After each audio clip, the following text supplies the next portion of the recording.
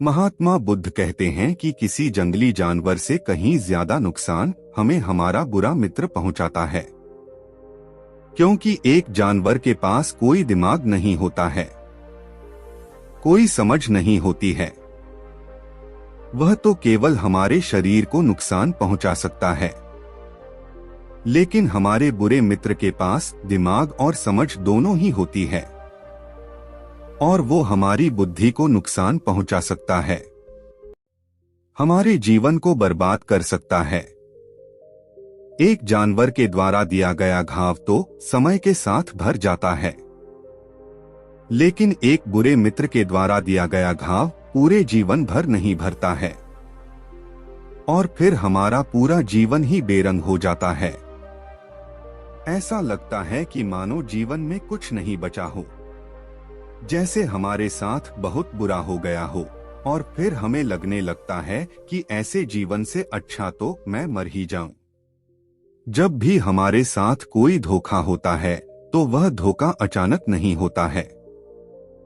वो धोखा हमारे साथ तब होता है जब हम किसी पर आंख बंद करके भरोसा कर लेते हैं, और हम यह सोचने लगते हैं कि वह व्यक्ति तो हमारे भरोसे का है, वो हमें कभी धोखा नहीं देगा, और फिर वही व्यक्ति हमें धोखा दे जाता है, हमारे साथ विश्वासघात कर जाता है।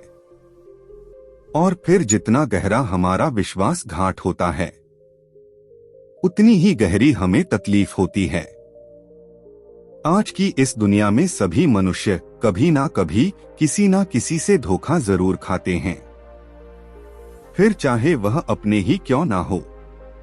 और धोखा खाने के बाद भी हम में से बहुत सारे लोग उस सच को मानना ही नहीं चाहते हैं, उस वास्तविकता को नहीं पहचानना चाहते हैं, और खुद को सांत्वना देते रहते हैं, खुद से ही झूठ बोलते रहते हैं, ताकि उन्हें सच का सामना ना करना पड़े, और अंदर ही अंदर दुखी और परेशान होते रहते हैं। और यह जो विश्वासघात होता है ना, वो उसी दो धारी तलवार की तरह होता है, जिसमें जितनी गर्दन आपकी कटती है उतनी ही सामने वाले की भी कटती है। क्योंकि कोई भी किसी के साथ विश्वासघात करके या उसे धोखा देकर खुश नहीं रह सकता, क्योंकि उसे भी कभी किसी ना किसी से धोखा अवश्य मिलता है, और यही संसार का नियम है। तो आज मैं आपको इस कहानी के माध्यम से यही बताऊंगा कि धोखे से और विश्वासघात से कैसे बचे। बस आपको इस कहानी को अंत तक अवश्य देखना है, तभी आपको यह पूरी कहानी समझ में आएगी। लेकिन इससे पहले कि आप वीडियो में खो जाएं, चैनल को सब्सक्राइब और वीडियो को लाइक करना ना भूले। बहुत ही समय पहले की बात है। एक नगर में एक युवा लड़का रहता था। वह अपनी जिंदगी से बहुत परेशान हो चुका था। एक दिन वह पहाड़ी की चोटी पर जाकर बैठ गया, और वहीं से जोर जोर से चिल्लाने लगा, और बोलने लगा कि मेरे साथ ही ऐसा क्यों हुआ? आखिर इस दुनिया में रहने का मतलब क्या है? यहाँ पर जीने का कोई फायदा नहीं है। इसीलिए मैं आज अपने जीवन को समाप्त करने जा रहा हूँ। जब वो युवा लड़का यह सारी बातें कह रहा था, तभी उसी रास्ते से एक बुद्ध भिक्षुक गुजर रहे थे, और उस लड़के की ऐसी बातें सुनकर वो बौद्ध भिक्षु तुरंत उसकी तरफ आए, और उन्होंने देखा कि वह युवा लड़का उस पहाड़ी की चोटी से कूदने ही वाला था कि बौद्ध भिक्षु ने उसका हाथ पकड़कर अपनी तरफ खींच लिया, और उस लड़के से कहा कि यह तुम क्या कर रहे हो? यहाँ से कूदकर कहाँ जाओगे, और आगे कोई रास्ता नहीं है, सारे रास्ते यहीं पर खत्म है। लेकिन वह युवा लड़का तो बहुत क्रोध में था, और बौद्ध भिक्षु की ऐसी बातें सुनकर वह उनसे बोलता है कि आप कौन होते हैं?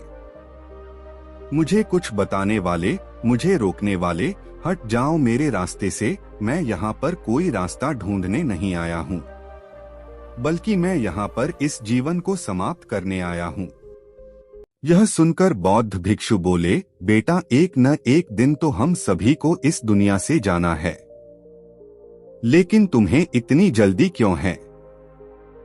आखिर तुम्हें किस बात की परेशानी है? यह सुनकर वो युवा लड़का बोला कि बाबा, ये दुनिया बड़ी स्वार्थी है, बहुत ही मतलबी है। लोग यहाँ पर केवल अपने मतलब के लिए जीते हैं। यहाँ पर लोगों को धोखा देना कोई बड़ी बात नहीं है। यहाँ पर लोग सभी की भावनाओं के साथ खेलते हैं। यहाँ पर रहने का कोई भी मतलब नहीं है, क्योंकि यहाँ पर जिसके ऊपर भी भरोसा करो वो केवल धोखा ही देता है। तो ऐसे लोगों के ऊपर विश्वास कैसे किया जाए? कैसे उनकी बातों पर यकीन किया जाए? इसीलिए मुझे ऐसी स्वार्थी दुनिया में नहीं रहना है। उस युवा लड़के की यह सारी बातें सुनकर वह बौद्ध भिक्षु बोले, अच्छा, तो तुम मुझे एक बात बताओ, क्या मैं तुम्हारे ऊपर विश्वास कर सकता हूँ? यह सुनकर वह युवा लड़का बोला कि हाँ, आप मेरे ऊपर विश्वास कर सकते हैं। आप चाहे तो मेरे घर वालों से पूछ सकते हैं, मेरे गांव वालों से पूछ सकते हैं, मेरे आस पड़ोसियों से, मेरे मित्रों से, मेरे रिश्तेदारों से भी पूछ सकते हैं। मैंने आज तक किसी के साथ विश्वासघात नहीं किया है और ना ही मैंने आज तक किसी को धोखा दिया है, बल्कि लोगों ने ही मेरा फायदा उठाया है और मेरे साथ विश्वासघात किया है। मुझे धोखा दिया है, लेकिन फिर भी मैंने आज तक किसी को धोखा नहीं दिया। यह सुनकर बौद्ध भिक्षु बोले, तुम चाहे कुछ भी कहो, लेकिन मैं तुम्हारे ऊपर विश्वास नहीं कर सकता। क्या तुम कुछ ऐसा कर सकते हो जिससे कि मैं तुम्हारे ऊपर विश्वास कर सकूं और मुझे लगे कि हाँ, तुम किसी को धोखा नहीं दे सकते? यह सुनकर वह युवा लड़का बोला कि बाबा, अब आप ही मुझे बता दीजिए कि मैं ऐसा क्या करूं जिससे कि आपको मेरे ऊपर विश्वास हो जाए। वैसे तो मैं भी किसी के साथ धोखा नहीं करता हूं, किसी के साथ विश्वासघात नहीं करता हूं। उस युवा लड़के की बात सुनकर वह बौद्ध भिक्षु बोले कि अगर तुम मुझे विश्वास दिलाना चाहते हो कि तुम सही हो और किसी के साथ विश्वासघात नहीं करते हो, तो तुम्हें मेरे साथ मेरे आश्रम में चलना होगा और वहां पर 1 वर्ष तक मेरे साथ रहना होगा। तभी मैं तुम्हें अच्छी तरीके से जान सकूंगा और मुझे यह भी पता चल जाएगा कि तुम जो भी बोल रहे हो वह सब सच बोल रहे हो या फिर झूठ बोल रहे हो। बौद्ध भिक्षु की यह सारी बातें सुनकर उस युवा लड़के को बहुत ही ज्यादा गुस्सा आया और अब वह किसी भी हालत में उनको यह साबित करके दिखाना चाहता था कि मैं सही कह रहा हूँ और मैं किसी को धोखा नहीं देता हूँ और ना ही किसी के साथ विश्वासघात करता हूँ। फिर वह लड़का उनके साथ जाने को तैयार हो जाता है। फिर बौद्ध भिक्षु उस लड़के को लेकर अपने आश्रम आए और उसे अपना शिष्य बना लिया और पहले ही दिन उससे बोले कि जाओ और भिक्षा लेकर आओ, क्योंकि मुझे नहीं लगता कि तुम भिक्षा लेकर आ पाओगे, क्योंकि मुझे नहीं लगता कि तुम सच कह रहे हो। मुझे तुम्हारे ऊपर कोई भरोसा नहीं है, इसीलिए तुम भिक्षा मांग कर लाओ। अगर तुम भिक्षा लेकर आओगे तो हो सकता है कि मैं तुम्हारे ऊपर थोड़ा बहुत विश्वास कर सकूं।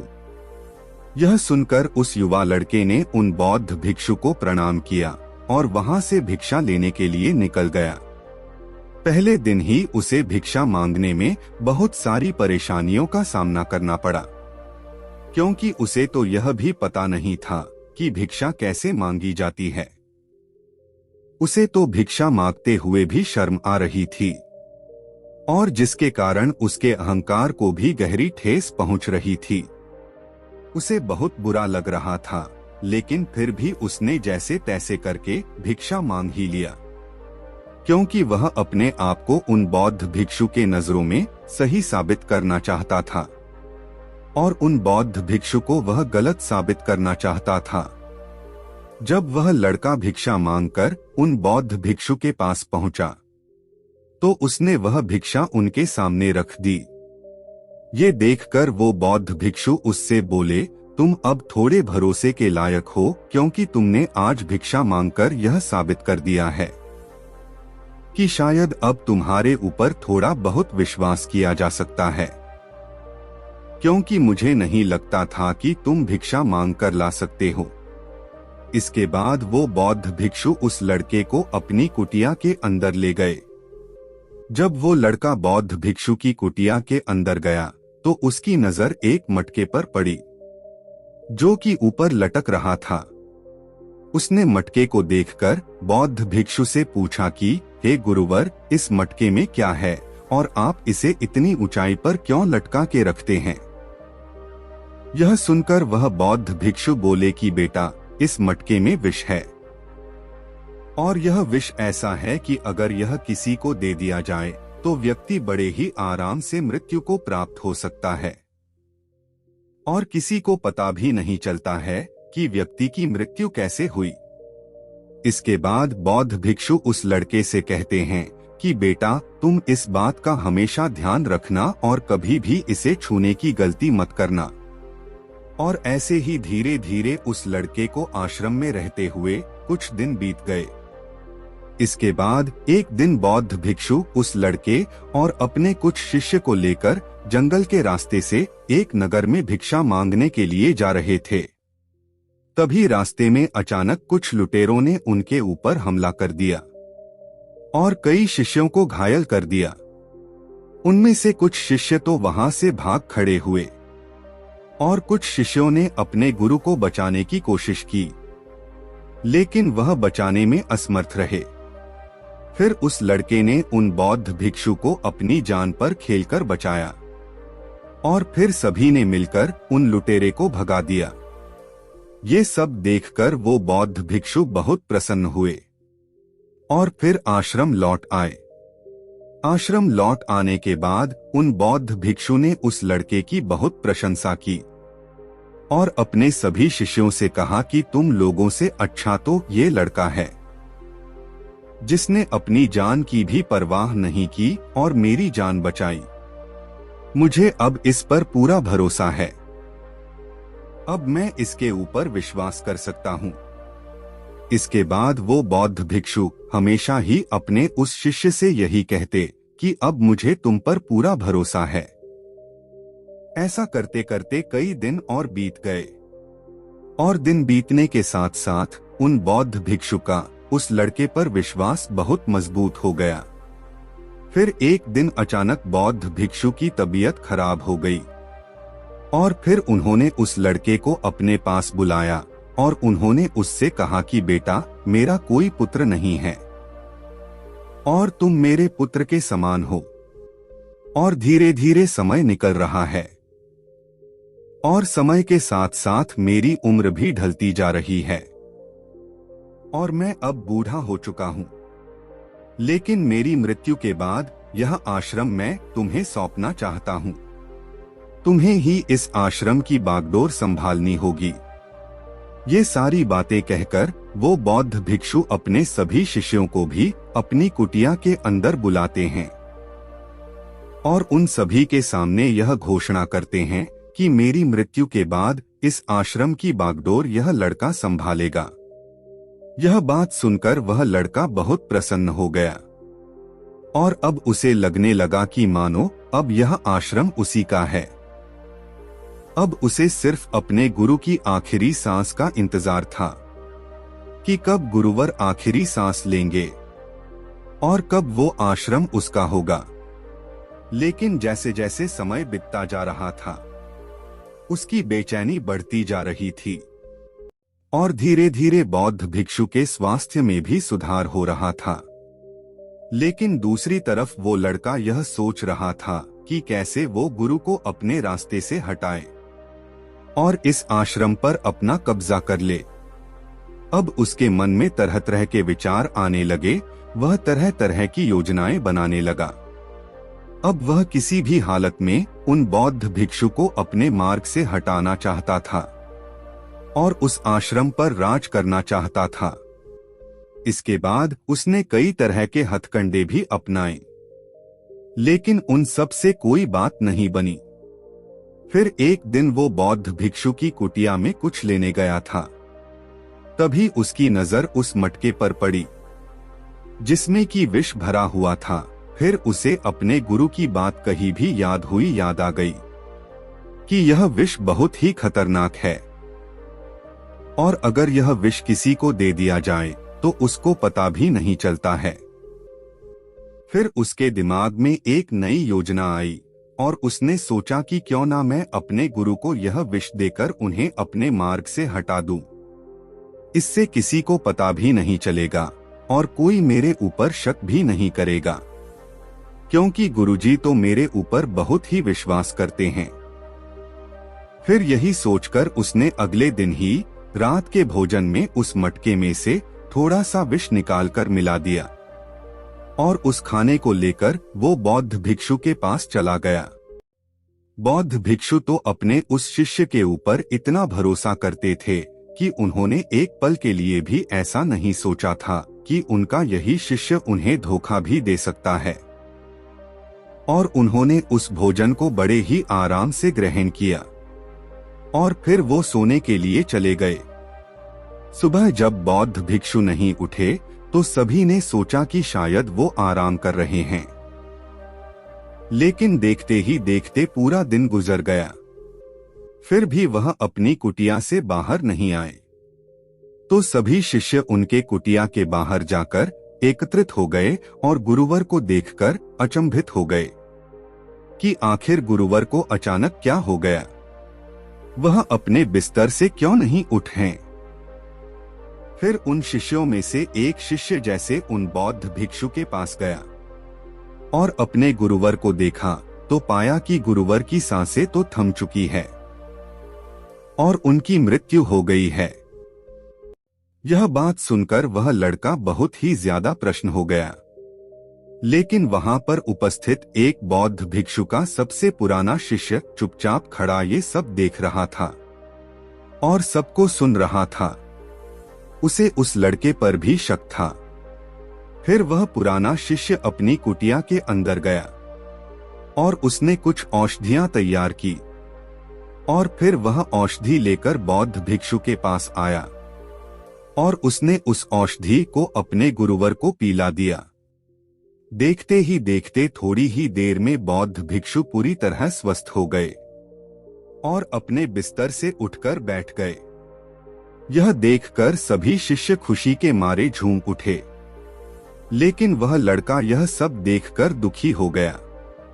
उसे कुछ भी समझ नहीं आ रहा था कि आखिर यह सब कैसे हो गया, आखिर उस विष ने काम क्यों नहीं किया। इसके बाद बौद्ध भिक्षु ने अपने सभी शिष्यों को कुटिया से बाहर जाने का आदेश दिया और उस लड़के को अपने पास बुलाया और उसे कहा कि बेटा, क्या अभी भी मैं तुम्हारे ऊपर विश्वास कर सकता हूँ? क्या तुमने मुझे धोखा नहीं दिया? तुम तो कहते थे कि आज तक तुमने किसी को धोखा नहीं दिया, तो फिर यह क्या था? यह सुनकर वह लड़का उन बौद्ध भिक्षु के चरणों में गिर गया और उनसे कहने लगा कि हे गुरुवर, मैं नहीं जानता कि यह सब कैसे हो गया। मेरे अंदर यह लालच कैसे आ गया, जबकि मैंने आज तक कभी भी किसी के साथ धोखा नहीं किया है, बल्कि लोगों ने ही मुझे धोखा दिया है। और आपको मैंने कैसे धोखा दे दिया? यह सुनकर वह बौद्ध भिक्षु बोले कि बेटा, तुम मुझे धोखा तो तब देते जब मैं तुम्हारे ऊपर विश्वास करता, लेकिन मैंने तो तुम्हारे ऊपर कभी विश्वास ही नहीं किया। मैं तो हमेशा अपने कान, आंख, नाक सब कुछ खुले रखता हूँ और जो मैं देखता हूँ मैं उसी पर विश्वास करता हूँ। और मैंने तो तुम्हारे अंदर पहले ही लालच देख लिया था और आश्रम की बागडोर का जो लालच मैंने तुम्हें दिया था, वो लालच मैंने तुम्हें जानबूझकर दिया था, क्योंकि इंसान किसी के साथ विश्वासघात का तभी करता है जब उसका कोई लालच हो। कोई भी इंसान किसी दूसरे इंसान को धोखा तभी देता है जब उसका स्वार्थ हो। यह सुनकर वह लड़का बोला कि हे गुरुवर, आप सही कह रहे हैं। मेरे मन में आश्रम को प्राप्त करने का लालच आ गया था और इसीलिए मैंने आपके साथ विश्वासघात किया। लेकिन अब मुझे आप यह बताइए कि मनुष्य किसी के साथ धोखा क्यों करते हैं और हम किसी से धोखा खाने से कैसे बच सकते हैं? बौद्ध भिक्षु ने बोला कि बेटा, तुम्हें अपने आप को पढ़ना सीखना होगा, अपने आप को जानना होगा। मनुष्य के अंदर असीम शक्तियां होती है जिससे वह जो चाहे वो पा सकता है। जब तुम किसी कार्य को करते हो तो तुम्हारे अंदर विभिन्न प्रकार के परिवर्तन होते हैं। उसी समय तुम्हें अपने ऊपर ध्यान देना चाहिए कि तुम्हारे अंदर क्या क्या परिवर्तन हो रहे हैं और जो परिवर्तन हो रहे हैं वो अच्छे हैं या फिर बुरे हैं। यह सुनकर वो लड़का बोला कि जी गुरुवर, मुझे यह तो समझ में आ गया है कि हम किसी के साथ धोखा कब करते हैं, लेकिन अब आप मुझे यह बताइए कि हम धोखा खाने से कैसे बचे। ये सुनकर वह बौद्ध भिक्षु बोले कि बेटा, तुम जिस संसार में रहते हो उस संसार में ना जाने तुम कितने लोगों से मिलोगे जो यही कहेंगे कि मैं कभी भी किसी के साथ धोखा नहीं करता। लेकिन वास्तविकता तो यही है, जब व्यक्ति यह कहता है कि मुझे कोई नहीं देख रहा है, मैं चाहे कुछ भी करूं, वो व्यक्ति तो मेरे ऊपर बहुत विश्वास करता है और वह मेरी बातों को कभी भी नहीं टालता है। मैं चाहे कुछ भी कर लूं, उसे कुछ भी पता नहीं चलने वाला, तभी वह उस व्यक्ति के साथ विश्वासघात करता है और फिर वो अपने आप को बचाने के लिए अनेक पहटकंडे अपनाता है, तरह तरह के झूठ बोलता है और अपने आप को बचाने के लिए खुद का इल्जाम भी दूसरों पर डाल देता है। और जब उसका सच सभी को पता चल जाता है तो वो ये कहता है कि यह तो मेरी मजबूरी थी जिसके कारण मैंने तुम्हें धोखा दिया है। लेकिन वह यह भूल जाता है कि जब कोई व्यक्ति किसी दूसरे व्यक्ति के साथ विश्वासघात करता है तो वह उसके मन को आघात पहुंचाता है और यह आघात इतना गहरा होता है कि दूसरा व्यक्ति कभी भी इससे बाहर नहीं निकल पाता है और फिर जीवन भर वह किसी के ऊपर विश्वास नहीं कर पाता है। इसीलिए यदि तुम चाहते हो कि तुम अपने जीवन में कभी धोखा नहीं खाओ तो तुम अपनी आंख, नाक, कान सब कुछ खुले रखो और लोगों पर भरोसा करो, लेकिन उतना ही करो जितना आपको जरूरत हो, क्योंकि जरूरत से ज्यादा अगर तुम उन पर यकीन करोगे तो एक न एक दिन वह तुम्हें अवश्य धोखा देंगे। मेरी एक बात हमेशा याद रखना कि अपने जीवन से जुड़ी हर चीज, फिर चाहे वो कुछ भी हो, उसकी बागडोर हमेशा अपने हाथ में रखना।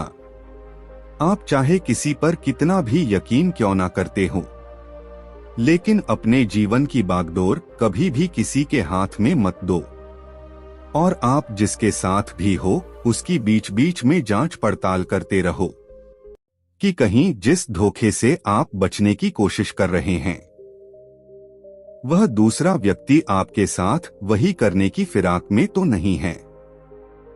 और जब भी कोई व्यक्ति आपके साथ धोखा करे तो उस समय मायूस होकर ना बैठे, बल्कि अपने उस अनुभव का फायदा उठाए, क्योंकि जो हमें धोखा देता है वह हमें कुछ ना कुछ सिखाकर अवश्य जाता है। फिर चाहे आपके साथ आपके किसी परिवार वाले या सगे संबंधियों ने ही धोखा क्यों न किया हो, आपको उन सभी से कुछ ना कुछ सीखना चाहिए और आगे बढ़ जाना चाहिए और उन्हें माफ कर देना चाहिए। माफ करने का मतलब ये नहीं होता कि जिस व्यक्ति ने आपके साथ धोखा किया है वो सही है, बल्कि माफ करने का अर्थ है कि अब आप उस चीज को भूलकर आगे बढ़ने को तैयार हैं। और यदि आप आगे नहीं बढ़ेंगे तो आप हमेशा के लिए उसी धोखे में फंसकर रह जाएंगे और आप अपने जीवन के कीमती समय को बर्बाद कर लेंगे। उससे आप कभी भी अपने भविष्य के लिए और आगे के लिए सोच नहीं पाएंगे। इसीलिए माफ करना आवश्यक है। क्योंकि दोस्तों, आपको इस दुनिया में बहुत से ऐसे इंसान मिल जाएंगे जिन पर कि आप भरोसा कर सकते हैं, और आज मैं आपको धोखेबाज लोगों की 6 निशानियां बताने जा रहा हूं। इसको जानने के बाद आप कभी भी अपने जीवन में धोखा नहीं खाएंगे। पहली निशानी, एक झूठा व्यक्ति आपको दुख पहुंचाने की कोशिश करता है। वह आपके मन की शांति छीन सकता है और वह आपको चोट पहुंचाने से भी पीछे नहीं हटता है। जब आप किसी सही रिश्ते में होते हैं तो वो रिश्ता आपको खुशी देता है, वहीं पर आप झूठे रिश्ते में होते हैं तब आपको वही रिश्ता बोझ लगने लगता है और मानो ऐसा लगने लगता है कैसे सब कुछ गलत हो रहा है। आपको अंदर से आवाज भी आएगी कि यह सही नहीं हो रहा है, पर हम में से अधिकांश लोग इसे सुनकर भी अनसुना कर देते हैं और यही हमारी पहली गलती होती है। दूसरी और सबसे अहम चीज कि झूठा व्यक्ति आपको क्या कह रहा है, इस पर आप ध्यान दीजिए, क्योंकि कोई भी कुछ भी कह सकता है। आप उनकी बातों पर ध्यान ना दें, क्योंकि कहना बहुत सरल होता है और किसी बात पर चलना उससे भी ज्यादा कठिन होता है। और उनकी बातें इतनी मीठी मीठी होती है कि वह आपको उनकी बातों में इस तरह से फंसा लेते हैं कि आप उनकी बातों से कभी बाहर ही नहीं निकल पाते हैं। ऐसे व्यक्तियों की बातों पर कभी यकीन ना करें, फिर चाहे वह आपको कितने ही प्रमाण क्यों ना दे कि वह सच कह रहा है। लेकिन उनका कभी भी विश्वास ना करें, जबकि एक सच्चा व्यक्ति वह होता है जब आप कुछ गलतियां कर रहे हो तो वो आपको आपकी गलतियां बताएं। वहीं पर एक झूठा व्यक्ति आपका फायदा उठाना चाहेगा, वो आपकी गलतियों को भी सही बताएगा। तीसरी बात, आप उनकी जिंदगी में कभी मायने नहीं रखते।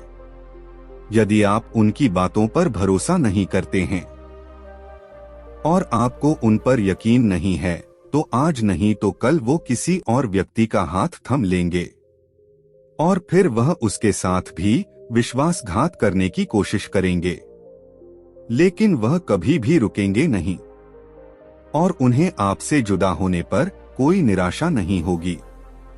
जब आप उनकी बातों पर यकीन नहीं करेंगे, उन पर विश्वास नहीं करेंगे, तो वो आपसे अलग होकर अत्यधिक प्रसन्न हो जाएंगे, क्योंकि उन्हें लगेगा मेरे सर से एक मुसीबत चली गई है, मैंने एक मुसीबत से पीछा छुड़ा लिया है और अब मैं आजाद हूं और अपने तरीके से जीवन को जी सकता हूं। चौथी बात, एक धोखेबाज इंसान आपके लिए कभी नहीं बदलेगा और आपके लिए कुछ भी नहीं छोड़ेगा, लेकिन हाँ, वो एक ना एक दिन आपको अवश्य छोड़ देगा। उसके पास हर बात के लिए समय होगा, फिर चाहे बात फिजूल की ही क्यों ना हो, लेकिन आपकी बातों के लिए उसके पास समय नहीं होगा और उसके पास आपकी हर एक बात के लिए कोई ना कोई बहाना अवश्य होगा। वो आपसे तभी बात करेगा जब उसका मन होगा, जब उसको आपकी जरूरत होगी। वह तो आपके लिए बिल्कुल नहीं बदलेगा, लेकिन वह पूरी तरह आपको बदलने पर मजबूर कर देगा। पांचवी बात, जो झूठा इंसान है उसको कोई फर्क नहीं पड़ता कि आप क्या कर रहे हैं। उसे किसी चीज की कोई परवाह नहीं होती।